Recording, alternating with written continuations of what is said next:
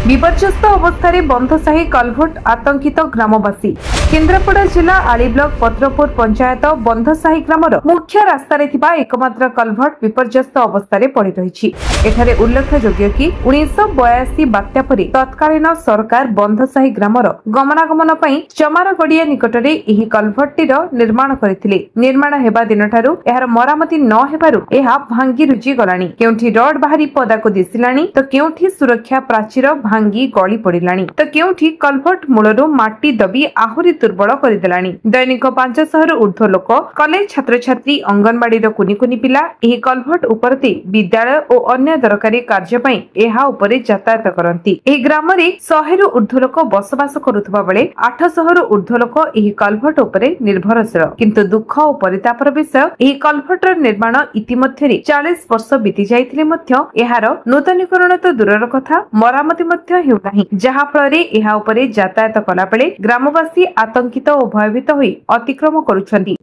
माने विद्याधर स्वयं जो कोनकर जो यातायात रास्ता जो कलभट कोन से समस्या फे एक्चुअली के जो आम गारे जो कलभटी पोलटी देखुछन्ती एटा होची 1982 मसिया जो बात्या होइतिला ता पर एटा निर्माण करा आज लक्ष्य प्राय 40 वर्ष ऊर्ध्व हो गलानी। ये पोलटीर मरामती ना जहाँ फल पोलटी संपूर्ण रूपे भांगी जाइए। ये ग्रामर होती लोक संख्या प्राय 800 और घर संख्या 100 रु ऊर्ध्व। तेणु ये ग्रामर लोक मैंने गोटे मात्र रास्ता दे जावासिया करवा पिला माने स्कूल को जीवा लोक मैंने यातायात करवा इत्यादि समस्त कार्य यही रास्ता दे कर।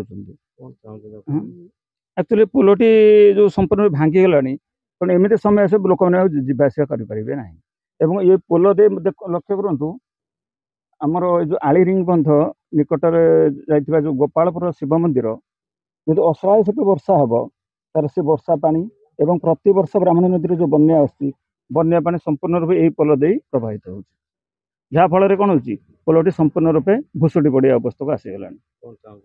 मैं चाहूँ सरकार एप्रति सजग दृष्टि दिंतु एवं यथाशीघ्र ये पोलर जिते शीघ्र पारे शीघ्र मरामत कर ना हुए तो समय आसब लोक मैंने यातायात भी करें नहीं और पिला माने स्कूल जावा तो बहुत दूर कथा।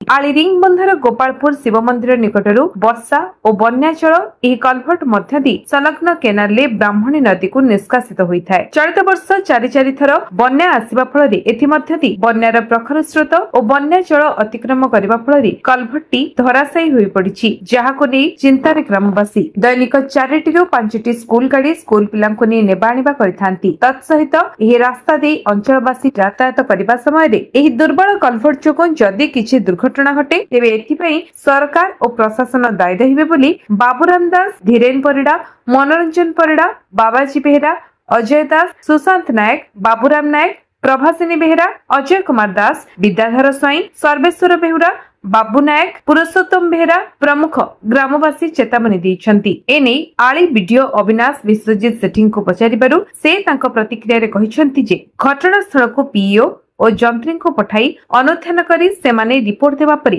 आवश्यक पदक्षेप ग्रहण करा जिवो।